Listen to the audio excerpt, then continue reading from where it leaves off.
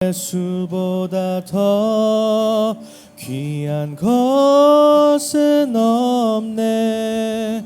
이 세상 부귀와 바꿀 수 없네. 영축은 내 대신 돌아가신 그 놀라운 사랑 잊지 못해. 세상 즐거움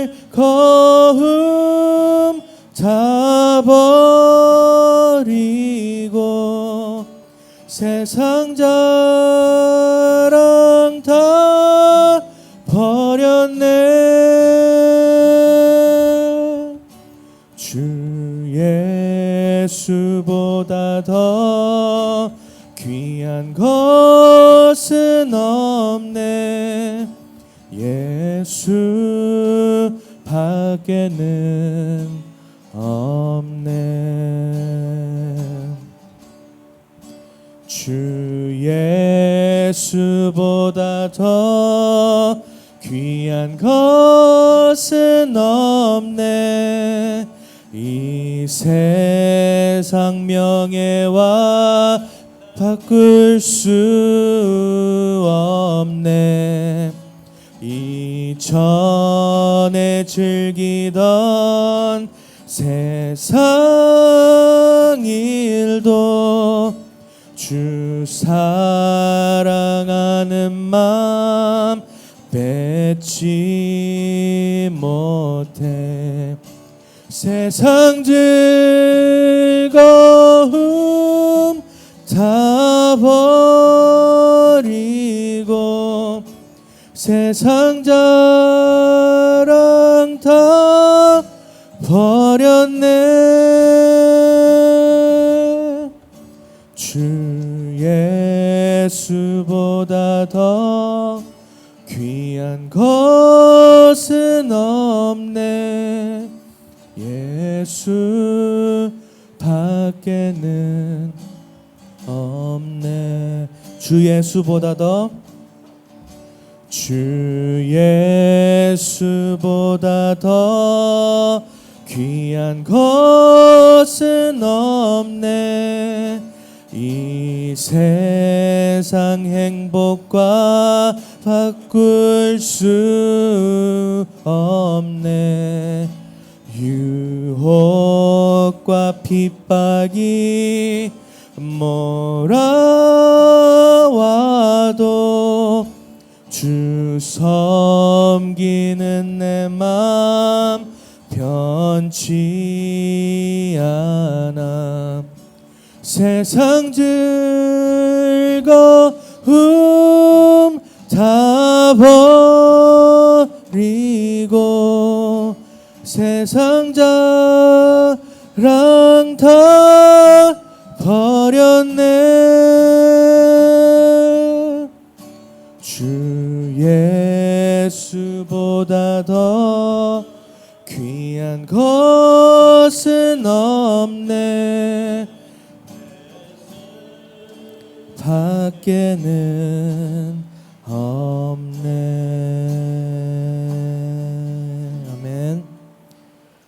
다음은 413장 내 평생에 가는 길 찬양하도록 하겠습니다. 413장 내 평생에 가는 길.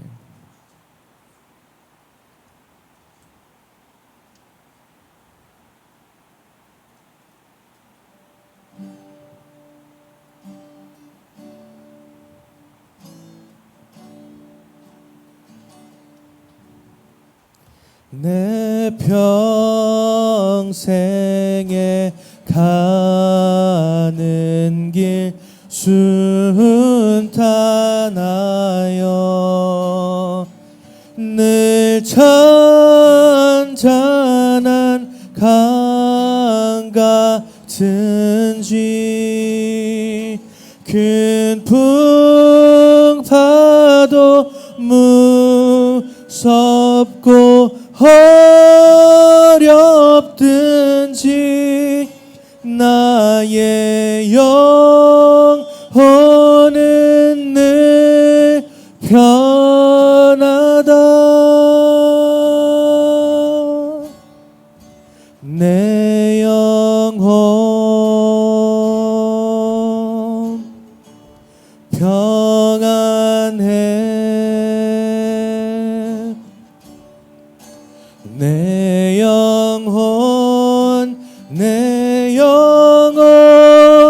평안해. 마귀는 우리를 삼키려고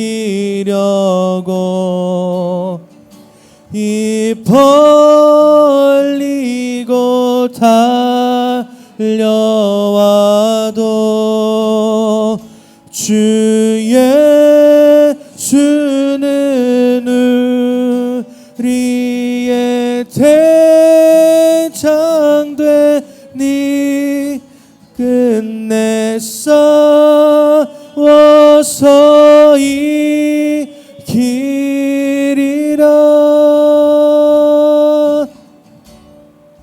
내 영혼 평안해. 내 영혼 평안해. 내 지은 죄 주홍빛 같더라도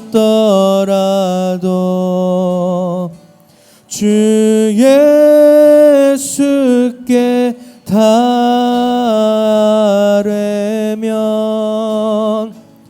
그 십자가 피로써 다 씻으사 있는 보다 더 정하게이라.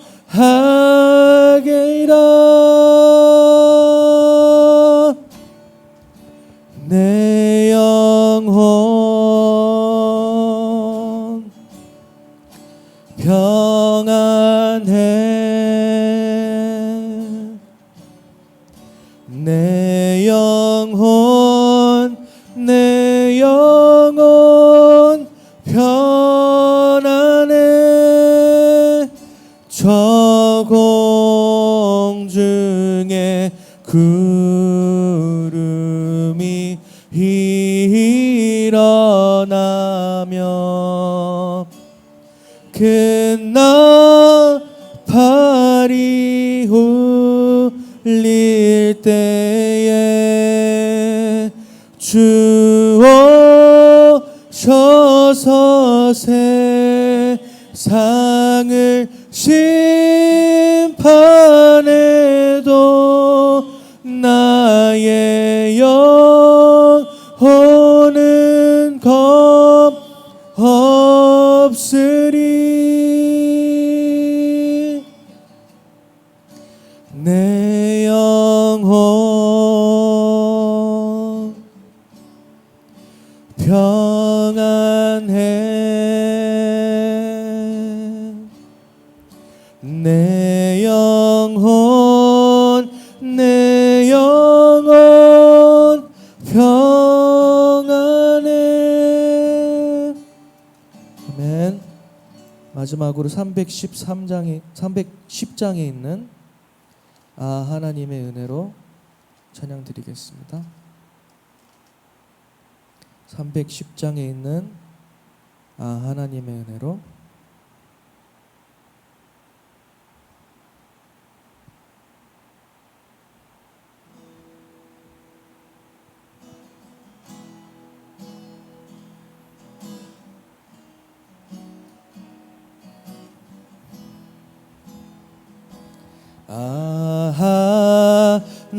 하나님의 은혜로 있을 데 없는 자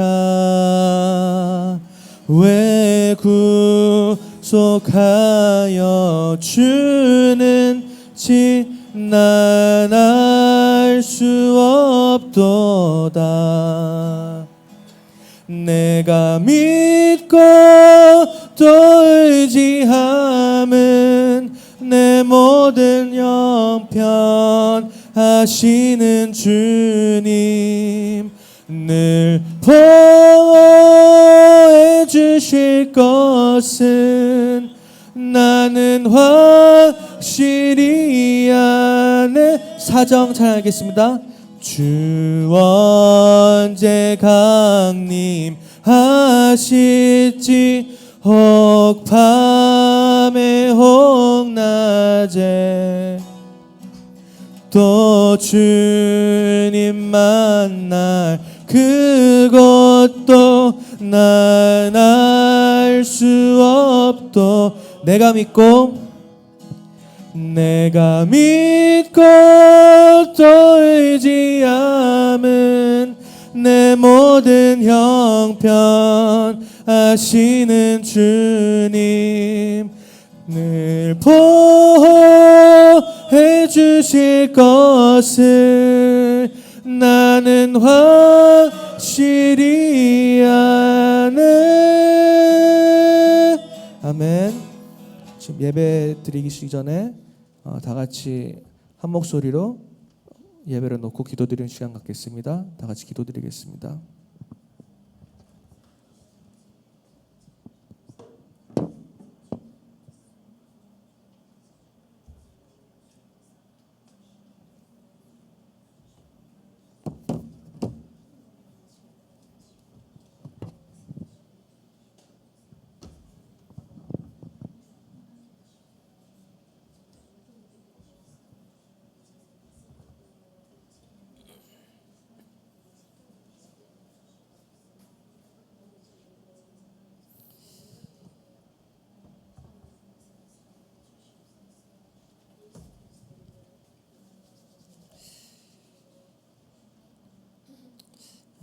감사드리며 모든 것 우리 주 예수 그리스도 이름으로 기도합니다.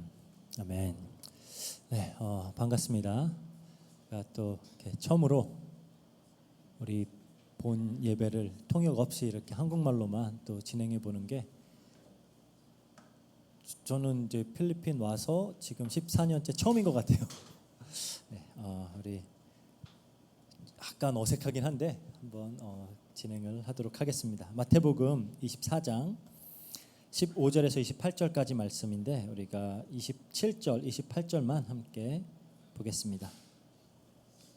24장 15절에서 28절 말씀, 27절에서 28절만 제가 읽도록 합니다. 번개가 동편에서 나서 서편까지 번쩍임같이 인자의 임함도 그러하리라. 주검이 있는 곳에는 독수리들이 모일 것이니라. 아멘. 우리는 지금 계속해서 그 예수님의 갈람산 광화, 그러니까 감람산에서 제자들을 가르치던 그 이야기를 이제 공부를 하고 있습니다. 마태복음 23장에서 이 유대 종교 지도자들에게 화를 선언하셨던 예수님이 이제 그것으로 대중 사역, 그러니까 대중을 향한 사역을 이제 마무리하셨어요. 그리고 이제부터는 예수님이 십자가에 죽으시고 부활하시고 승천하실 때까지 이제 제자들과 시간을 보내면서 제자들을 가르치는 그 일에 집중을 하십니다.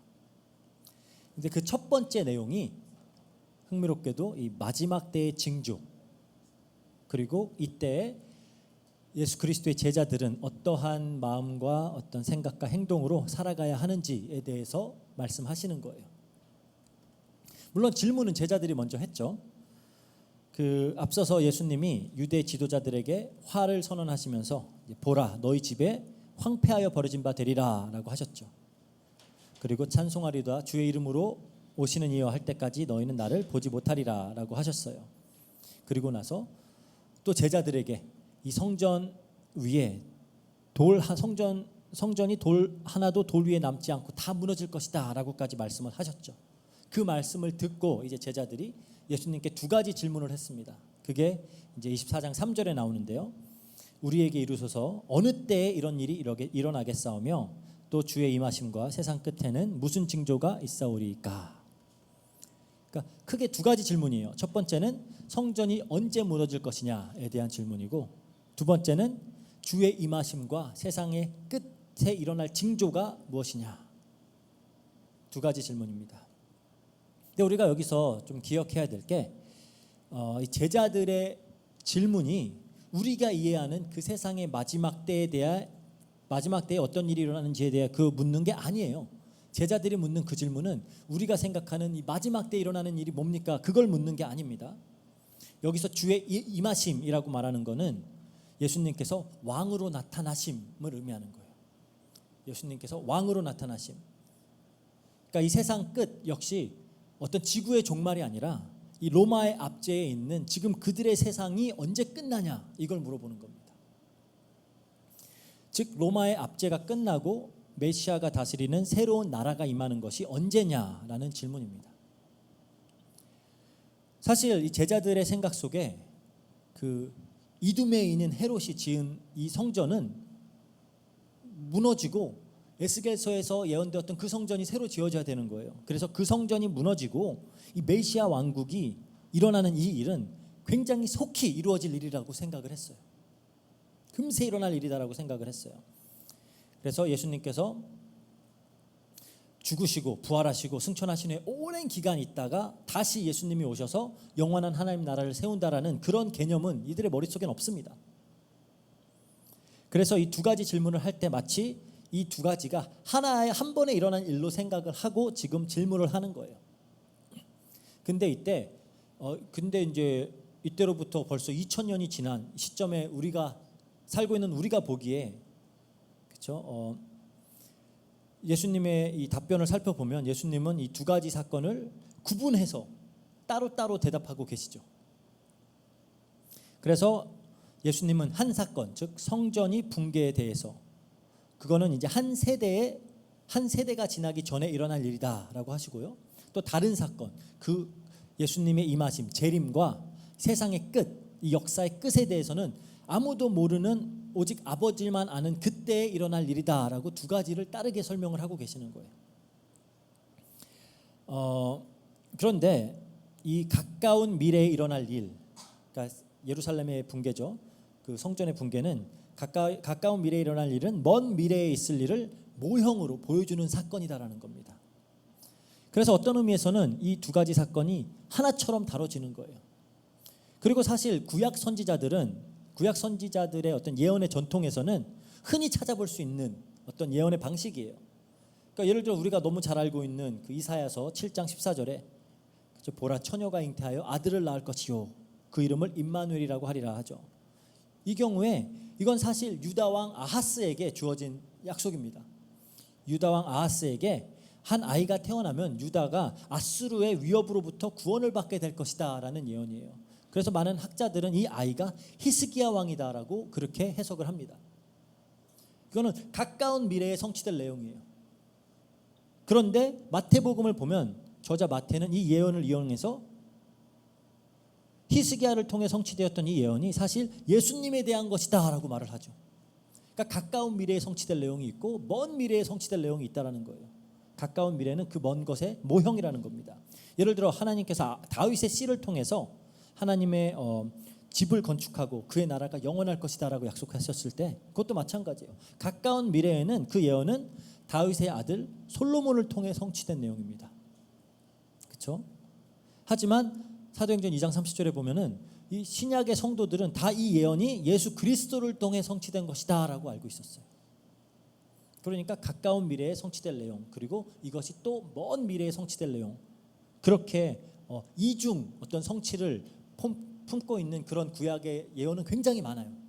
그 예수님도 그런 어떤 구약 선지자들의 전통을 따라서 가까운 미래에 있을 일과 그 일이 모형하고 있는 먼 미래에 있을 일을 지금 동시에 예언을 하고 계시는 겁니다. 그래서 마태복음 24장을 자세히 살펴보면 3절에서 15절까지는 AD 70년, 즉 한 세대 안에 성취될 그 성전의 붕괴와 이스라엘의 멸망을 좀 주로 다루고 있어요. 그리고 36절부터 끝까지는 예수님의 재림과 마지막 그 심판의 때의 일을 또 주로 다루고 있습니다. 그래서 이제 개혁주의 학자들은 보편적으로 이렇게 구분을 해요. 그리고 우리가 또 반드시 기억해야 될 사실은 AD 70년에 성전이 무너지기 전에 일어날 그 많은 징조들이 예수님이 재림하시고 이 땅에 최후의 심판이 임할 그 날이 오기까지 이 땅에 일어날 그 수많은 징조들의 모형 역할을 하고 있다는 거예요. 이해가 되시죠? 그러니까 예루살렘과 성전의 멸망, 그리고 그것이 모형으로 이 종말이라는 이 긴 시간 동안 일어날 모든 일들을 보여주고 있다, 모형으로 하고 있다라는 겁니다. 그래서 예수님이 말씀하신 이 말씀을 하신 시점부터, 그러니까 한 세대, 약 40년이죠. 한 세대는 그 안에 일어날 일들은 언제 일어날지 아무도 알 수 없는 최후 종말 때까지 쭉 일어날 일들을 보여주고 있다라는 거예요. 말이 조금 어렵죠. 그래서 예수님께서 예언하시는 일들 역시 이제 그 짧은 시간 안에 일어날 일인 동시에 또 긴 미래에 계속 일어날 일이다라는 겁니다. 그러니까 이게 우리가 지금 살고 있는 시대를 포함하는 거예요. 그래서 우리는 지금 이 시대를 종말의 시대다. 그렇죠? 예수님의 승천부터 예수님의 재림까지의 이 기간을 종말이라고 한다라고 했어요. 이제 본문을 보겠습니다. 15절에 그러므로 너희가 선지자 다니엘이 말한 바 멸망에 가증한 것이 거룩한 곳에 선 것을 보거든 읽는 자는 깨달을진저. 이게 도대체 무슨 소리일까요? 막 이 가로에 그 읽는 자는 깨달은진저, 이건 아마 이제 마태 저자가 포함을 시킨 내용 같고요. 이게 무슨 소리냐라는 거예요.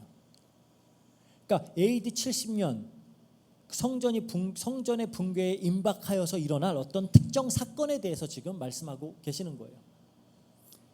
근데 이 사건이 다니엘이 예언하였던 어떤 사건과도 연관이 있다라는 겁니다.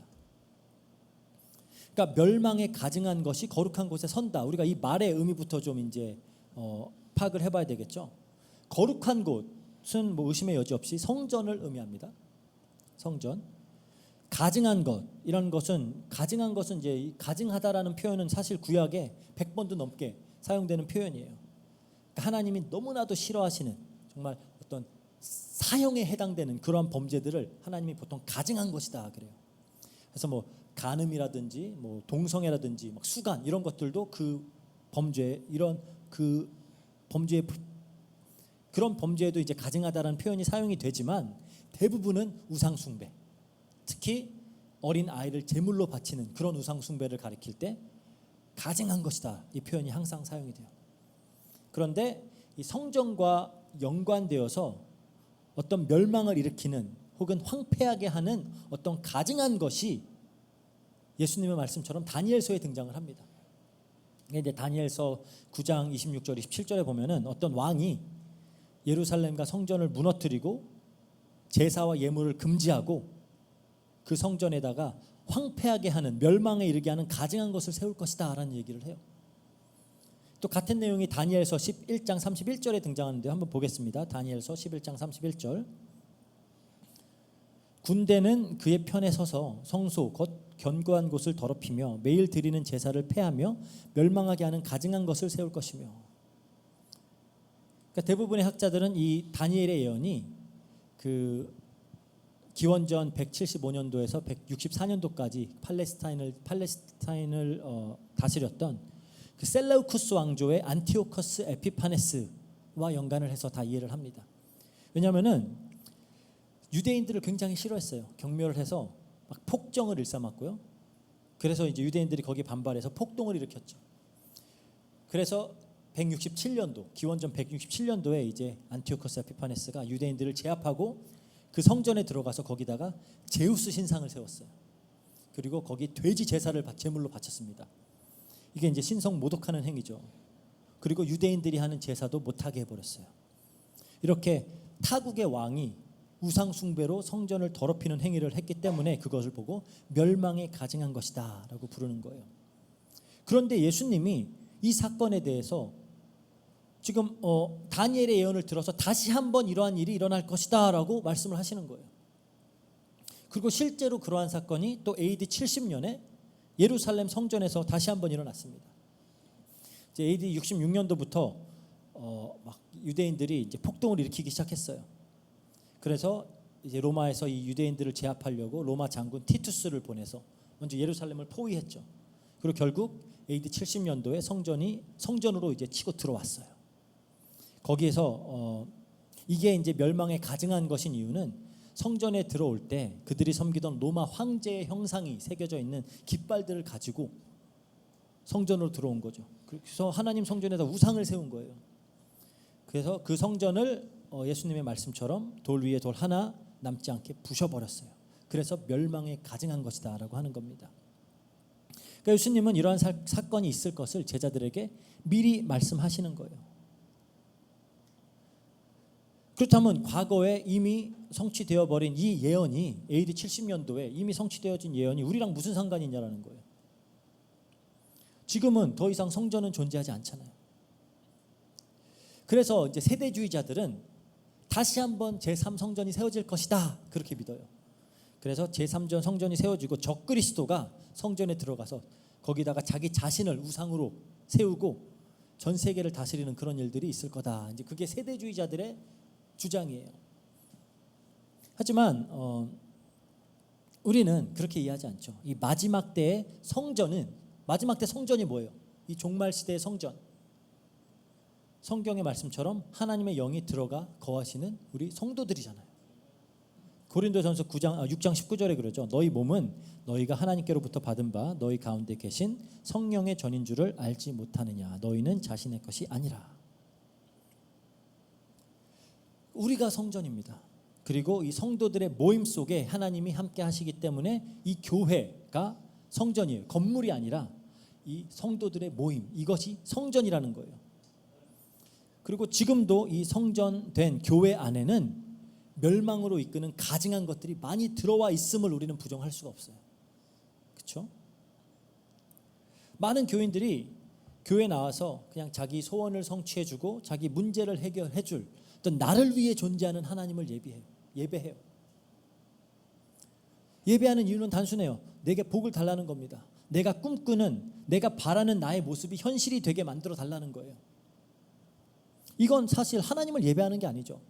이건 하나님을 예배하는 게 아니라 나라는 우상을 숭배하는 행위입니다. 우상 숭배예요, 이것도. 하나님이 보시기에는 가증한 행위예요. 문제는 이런 신앙 행위가 아주 교묘하게 교회에 파고 들어와서 많은 성도들을 속이고 멸망의 길로 이끌고 있다는 겁니다. 우리가 이걸 번영신학이라고도 부르죠. 번영신학. 그러니까 예수님 믿으면은 부자 되고 건강해지고 잘 살아지고 다 하는 일 다 잘 돼. 그리고 이걸 위해서 어떤 하나님의 초자연적인 능력까지를 막 동원하기를 원해요. 그게 불건전 신비주의라고 하는 겁니다. 그게 번영신학, 신비주의 이런 게 교회 안에 너무 깊이 파고 들어와 있어요. 그리고 안타깝게도 지금 현재 세계적으로 어떤 수적인 성장을 이루고 있는 교회들은 대부분 이 번영신학과 신비주의의 어떤 조합이라는 그 우상 숭배를 하고 있는 교회들이에요.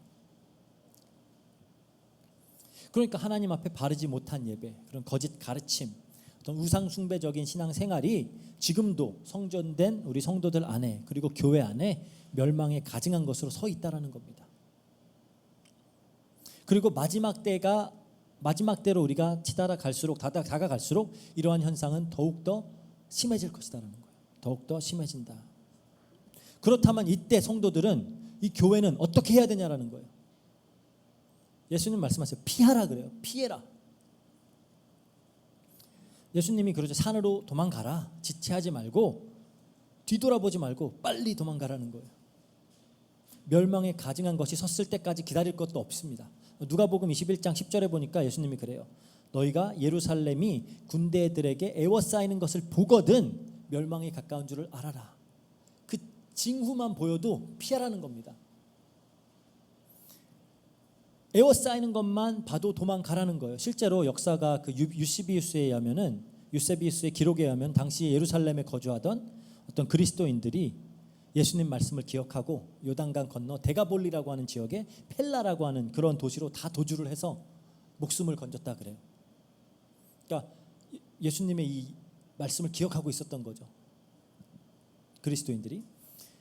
그래서 이제 예수님이 말씀하십니다. 지붕 위에 있는 자는 집안의 물건 가지러 내려가지 말아라. 밭에 있는 자는 겉옷을 가지러 뒤로 돌이키지 말아라. 굉장히 긴박한 상황이라는 겁니다. 이 멸망으로 치닫는 예루살렘에 미련을 가져선 안 된다라는 거예요. 그 롯의 아내가 그 소돔과 고모라를 떠나는 도중에 뒤를 돌아봤다가 소금 기둥이 돼 버렸잖아요. 그런 것처럼 어떤 이 세상에, 이 멸망해가는 세상에 미련을 두지 말고 버리고 즉각 떠나라는 거죠. 다음 주에 이거 더 자세히 살펴볼 거지만 예수님은 예루살렘의 멸망을 어떤 구약의 바벨론의 멸망의 그 언어들을 빌려다가 표현을 하고 있어요. 그리고 또 복음이 증거될 때 예수님이 여러 번 말씀하셨죠. 복음이 증거될 때 회개하지 않는 도시들을 예수님은 소돔과 고모라보다도 견디기 힘든 심판이 임할 거다. 그렇게 여러 번 말씀을 하셨어요. 그렇다면 즉각 떠나야 된다는 겁니다. 오죽하면 예수님은 심판이 임하는 그날에는 아이벤 자들, 젖먹이는 자들에게 화가 있을 것이다. 왜냐하면 갓난 아이를 데리고 도망가는 일은 여간 힘든 일이 아니죠. 그리고 그 날이 겨울이나 안식일이 되지 않도록 기도하라. 그래요. 겨울이 되면 당연히 날이 추워지잖아요. 그럼 이동이 힘들고요. 또 유대 지역은 이렇게 겨울이 되면 이렇게 비가 와서 요단강이 범람하는 일이 많았다 그래요. 그럼 또 도망가기가 힘들어지죠. 그리고 안식일의 경우에는 유대인들은 2000규빗까지만 이동을 할 수가 있어요. 그게 한 약 1km 정도 돼요. 그 이상을 걸으면은 그게 노동으로 간주되기 때문에 안식일을 범하는 게 됩니다. 그래서 도망을 가다 멈출 수밖에 없는 상황이 오잖아요. 그러니까 이 예수님이 강조하시는 부분은 뭐냐? 심판을 피하라는 그 명령에 즉각적으로 반응하라는 거예요. 즉각적으로 반응해라. 반복적으로 우리가 다루고 있듯이 예루살렘의 멸망으로 치닫고 있는 이 기간은 우리 또 최후 심판으로 치닫고 있는 이 종말의 시대와 같다라는 거죠. 그러니까 이 멸망의 징조들이 보일 때 즉시 빠져나오라는 겁니다. 이 세상의 죄에 참여하지 말고 세상이 제공하는 어떤 편리함과 쾌락에 미련두지 말고 빨리 빠져나오라는 거예요. 우리 요한계시록 18장 4절 한번 볼게요. 요한계시록 18장 4절 이렇게 합니다. 또 내가 들으니 하늘로부터 음성이 나서 이르되 내 백성아 거기에서 나와. 바벨론이에요. 거기에서 나와. 그의 죄에 참여하지 말고 그가 받을 재앙들을 받지 말아라. 그러니까 예수님은 이 멸망의 징조들이 보일 때 세상이 더욱 죄로 치닫고 있을 때 즉시 돌이켜서 이 세상과는 구분된 삶을 살아라 라고 당신의 백성들에게 명하시는 겁니다. 그러면 우리는 즉각 순종을 해야 되는데 우리가 하나님 명령에 즉각 순종을 하고 있나요? 여전히 한 발은 세상에 담그고 그렇죠? 눈치를 보고 있지는 않나요? 아직도 어떤 이 세상의 부와 힘과 그런 쾌락과 편리함에 미련을 버리지 못하고 하나님 말씀을 순종하는 그 일에 우리가 머뭇거리고 있을 때가 굉장히 많지 않습니까? 저희 집에서 이제 저희가 우리 가나다한테 순종을 가르칠 때 꼭 하는 말이 있어요. 이거 애들 학교에서도 그렇게 가르치더라고요. 순종은 즉각 해야지 순종이다. 그러니까 어떤 지시사항을 줬을 때 어떤 뭐 하지 말라고 했을 때 그때 즉각 들어야 그게 순종이에요. 그때 보통 아이들이 즉각 순종하는 경우는 굉장히 드물죠. 막 끝까지 고집을 부리다가 여러 번 말할 때까지 듣지 않다가 혼나면은 그때 마지못해서 그냥 시키는 대로 하고 그런 순종은 순종이 아니라는 겁니다. 즉각 순종하라는 거예요. 하나님 말씀이 예수님이 그러니까 이거 지금 긴박한 상황이야. 지금 세상이 이렇게 돌아가는 게 급박한 상황인데 미련 두지 말고 계속 한 발 담고 있지 말고 빨리 돌이켜라는 겁니다. 근데 우리 역시 어떻게 보면 하나님 말씀에 반응할 때 즉각적인 순종을 하기보다는 굉장히 머뭇머뭇거리면서 잴 거 재면서 미련 가지면서 그렇게 순종할 때가 많다라는 거죠. 현재 예수님이 더 나가서 큰 환란이 있을 것이다 라고 말씀을 하십니다. 21절에 이는 그때에 큰 환란이 있겠음이라 창세로부터 지금까지 이런 환란이 없었고 후에도 없으리라. 그러니까 AD 70년에 있었던 그 성전 붕괴와 어떤 이스라엘의 멸망은 당시 유대인들에게는 정말 너무나도 큰 환란이었죠. 그러니까 로마 군대가 예루살렘 성을 포위하고 이제 모든 복음로를 차단을 해버렸어요. 그러니까 수많은 사람들이 그 안에서 다 굶어 죽는 겁니다. 이때 어느 정도였냐? 아이들을 잡아먹었다. 그런 기록들까지 있어요. 아이들을 잡아먹을 정도로 사람들이 굶고 힘들었던 거예요. 근데 또 하필이면 그때 이제 로마도 굉장히 잔인한 게 그때 절기를 지키려고 그 디아스포라들 흩어진 유대인들이 다 예루살렘에 들어가게 한 다음에 포위를 해버렸어요. 그러니까 아주 많은 사람들이 있는 겁니다. 그래서 고통이 더욱 심각해졌죠. 그러니까 너무나도 많은 사람이 성 안에서 막 죽다 보니까 또 질병이 막 퍼지고요. 그러니까 더 많은 사람들이 고통을 받고 결국 한 110만 명의 유대인들이 죽었다라는 역사적 기록이 있습니다. 근데 여기서 우리가 좀 주의해서 봐야 될 표현이 있어요. 그게 뭐냐? 창세로부터 지금까지 이런 환란이 없었고 후에도 없으리라. 우리가 흔히 쓰는 전무후무하다라는 표현이죠. 이 표현 때문에 세대주의자들이 AD 70년에 이스라엘의 멸망을 말하는 게 아니다. 이 사건은 그게 아니라 이 역사의 마지막 즈음에 있을 정말로 전무후무한 끔찍한 어떤 환란에 대해서 말하고 있는 예언이다. 세대주의자들은 그렇게 주장을 해요.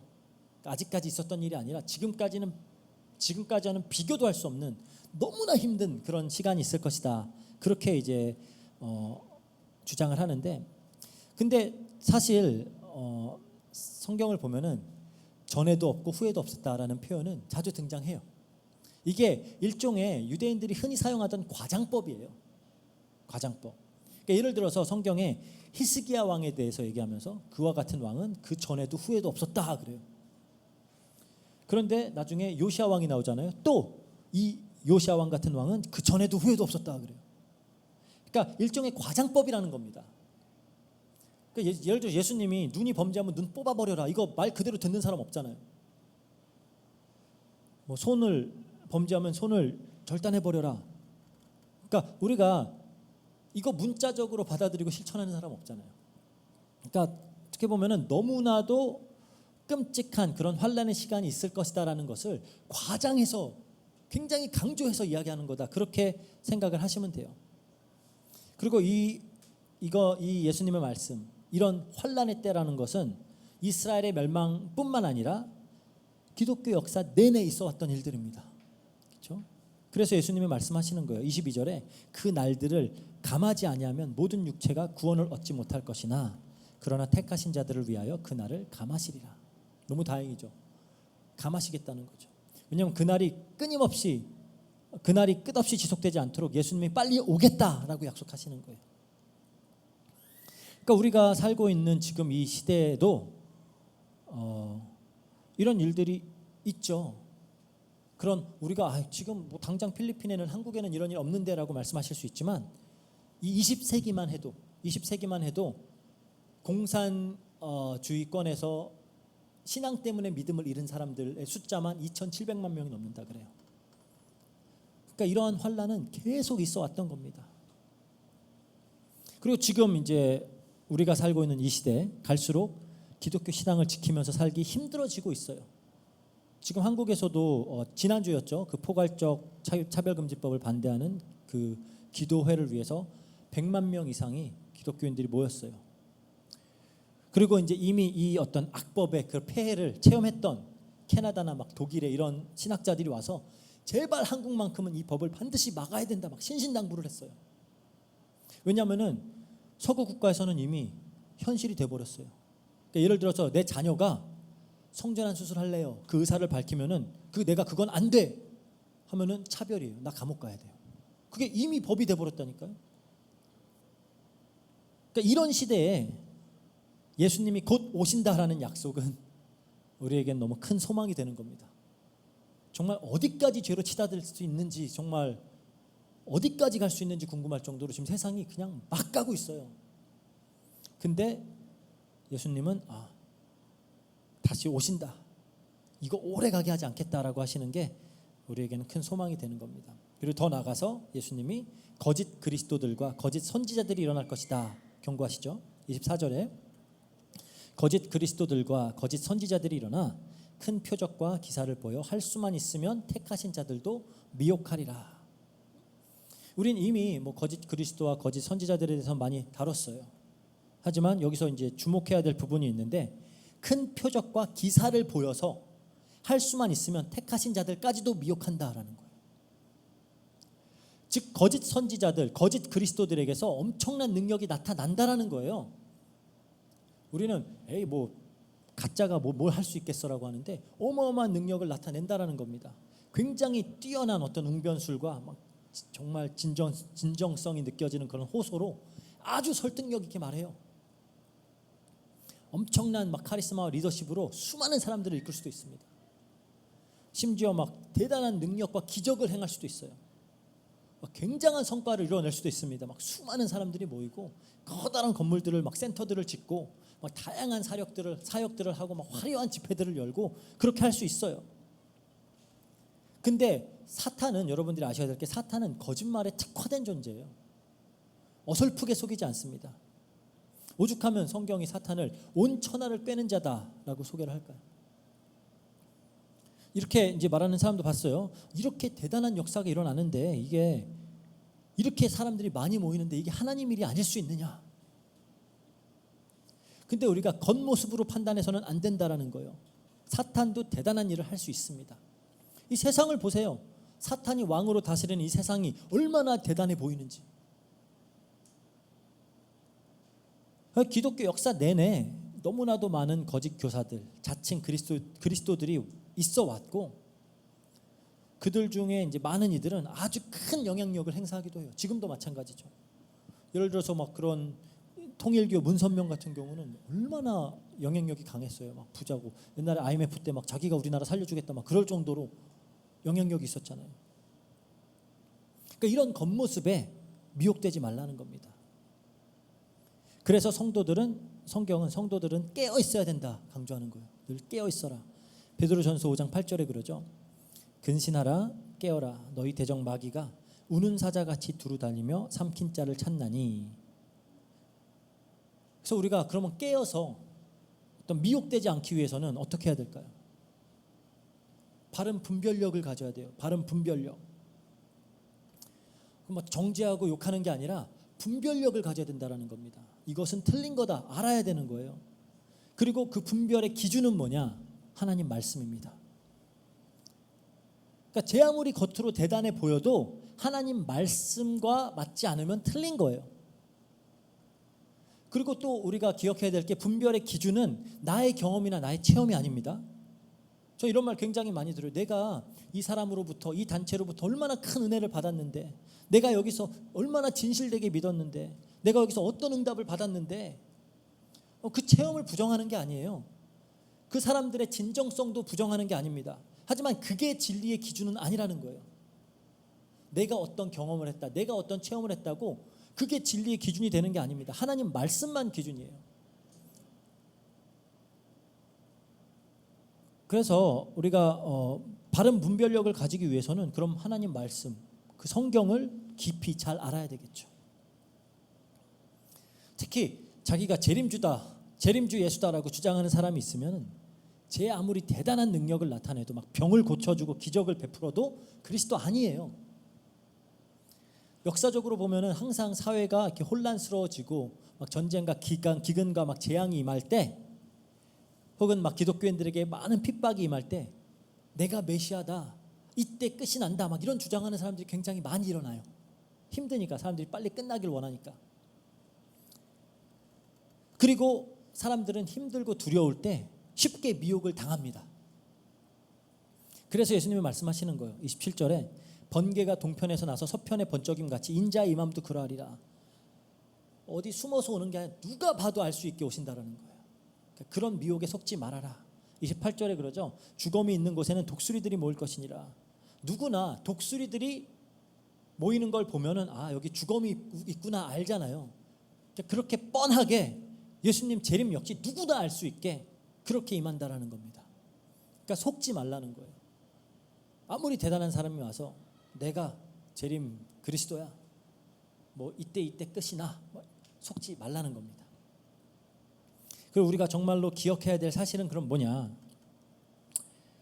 예수님이 제자들에게, 또 모든 하나님의 백성들에게 마지막 때에 일어날 일들을 알려주시는 이유가 뭘까요?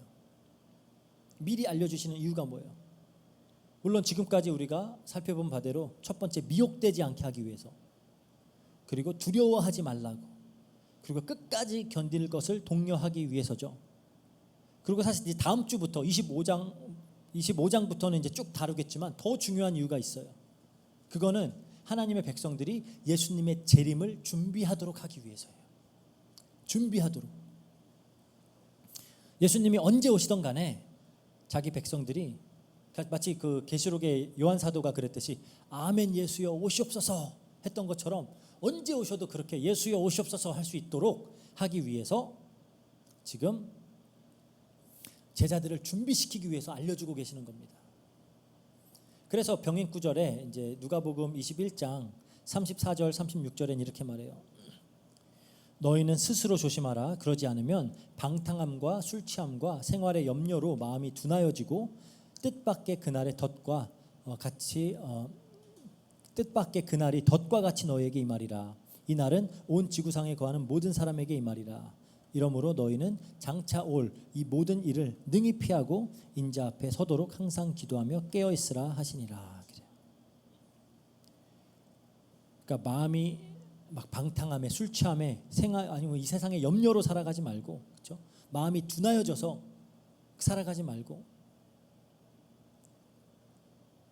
깨어 있으라는 거예요. 정신을 차리고 예수님 재림을 기다리라는 겁니다. 깨어서 기도해라. 그러니까 깨어서 정신 차리고 예수님의 재림을 기다리는 그 신앙생활을 하라고 미리 알려주시는 거예요. 그러면 그래, 깨어서 정신을 차리라는 말의 의미가 뭐냐라는 거죠. 물론 이제 우리가 이거는 앞으로 쭉 다룰 내용이에요. 오늘은 이제 살짝 맛배기만 얘기를 하자면은 우선 데살로니가 전서 5장 6절에서 8절을 볼게요. 그러므로 우리는 다른 이들과 같이 자지 말고 오직 깨어 정신을 차릴지라. 자는 자들은 밤에 자고 취하는 자들은 밤에 취하되 우리는 낮에 속하였으니 정신을 차리고 믿음과 사랑의 호심경을 붙이고 구원의 소망에 투구를 쓰자. 그러니까 누구보다 깨어서 이 신앙생활을 했던 바울 사도가 그러면 깨어서 하는 신앙생활이 뭐냐라고 할 때 그게 뭐냐? 믿음과 사랑과 소망이라는 거예요. 믿음과 사랑과 소망. 그렇죠? 너희는 정신을 차리고 믿음과 사랑의 호심경을 붙이고 구원의 소망을 투구로 써라. 믿음이 뭐예요? 믿음은 하나님의 말씀과 약속들을 신뢰하고 믿는 거죠. 비록 우리의 현실이 우리의 믿음과 달라 보여도 우리는 하나님의 약속을 믿는 게 믿음입니다. 사랑은 그 믿음을 실천하는 거예요. 어떤 성도의 거룩을 기뻐하시는 그 하나님의 말씀에 순종하는 게 하나님 사랑이고요. 그리고 예수님을 본받아서 타인을 섬기고 자신을 내어주는 것이 이웃 사랑입니다. 그러니까 성도는 그러한 사랑의 삶을 살아야 된다라는 거죠. 그리고 소망은 뭐냐? 지금 눈에 보이지 않지만 신실하신 하나님께서 반드시 당신의 약속을 성취하실 것이다 라는 것을 믿고 그 날을 바라보면서 사는 거예요. 우리에게는 그 날이 예수님 다시 오시는 날, 우리가 부활하여서 새로운 육체를 입게 되는 날, 그게 우리에게는 소망이 된다라는 겁니다. 지금 너무나도 많은 어떤 정황들이 우리는 마지막 때를 살아가고 있다라고 말해주고 있어요. 이 마지막 때에 대한 예수님의 이 예언들과 말씀들이 이미 현실이 되어 있는 그런 시대에 우리가 살아가고 있다라는 겁니다. 이럴 때일수록 우리는 깨어 있어야 돼요. 깨어 있어야 돼요. 그래서 우리가 이 예수님의 말씀에 근거해서 이 시기를, 이 시간을 바르게 깨닫고 그리고 정말 마지막 때를 그렇게 살아가는 우리 또 로고스 교회 성도님들 되시기를 주의 이름으로 축복합니다. 우리 성경 한 구절만 보고 마칠게요. 로마서 13장 11절입니다.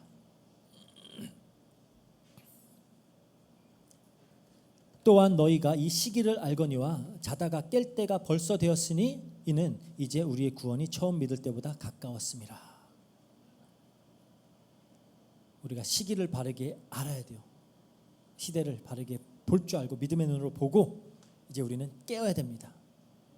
그렇게 깨어서 이 믿음과 소망과 사랑으로 또 살아가는 우리 로고스 교회 성도님들 되시기를 주의 이름으로 축복합니다. 기도하고 마치겠습니다. 사랑과 은혜가 풍성하신 하나님 감사합니다. 말씀을 통하여 또 이 마지막 때에 이 세상에 있을 일들을 우리에게 미리 알려주시고 또 하나님의 백성들로서 자녀들로서 어떻게 이를 또 준비해야 하는지를 우리에게 가르쳐 주시니 너무나 감사합니다.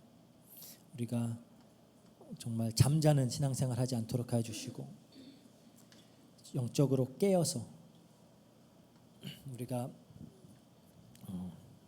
정말 정신 차리고 바른 신앙생활을 하는 일에 우리가 힘쓸 수 있도록 해주시고 정말 바른 이 시대를 바르게 파악하고 우리가 하나님의 말씀을 바르게 분별하고 하나님의 뜻대로 하나님이 기뻐하시는 대로 이 마지막 때를 살아가며 하나님께 영광 돌릴 수 있도록 주님께서 역사해 주세요. 감사드립니다. 모든 것 우리 주 예수 그리스도 이름으로 기도합니다. 아멘. 감사합니다. 간단하게 광고할게요. 우리 오늘 이렇게 11월이지만 또 이번 달부터 우리 교회 이름을 바꾸고 이제 로고스 교회라는 교회로 우리가 새 출발을 하게 됩니다. 물론 달라지는 건 없어요. 지금까지 우리가 해왔던 말씀 그대로 듣고 또 계속해서 예배 이제 순서만 조금 달라졌죠. 하지만 또 우리 새로운 하나님의 인도하심과 또 하나님께서 이 로고스 교회를 통해 또 하나님이 기뻐하시는 그런 많은 사역들을 열어가시고 또 이 교회를 통해 우리 로고스 교회 성도들이 정말로 말씀 위에 깊이 바르게 서고 말씀에 깊이 뿌리 내릴 수 있도록 우리가 계속 기도 함께 해 나갔으면 좋겠습니다. 네, 특별한 다른 광고는 없고요. 우리 주기도문으로 예배 마치도록 하겠습니다. 같이 기도하겠습니다. 하늘에 계신 우리 아버지여 이름이 거룩히 여김을 받으시오며 나라의 마옵시며 뜻이 하늘에서 이룬 것 같이 땅에서도 이루어지이다. 오늘날 우리에게 용할 양식을 주옵시고 우리가 우리에게 죄진 자를 사해 준 것 같이 우리 죄를 사해 주옵시고 우리를 시험에 들게 하지 마옵시고 다만 악에서 구하옵소서. 대개 나라와 권세와 영광이 아버지께 영원히 있사옵나이다. 아멘. 네, 예배 마치겠습니다.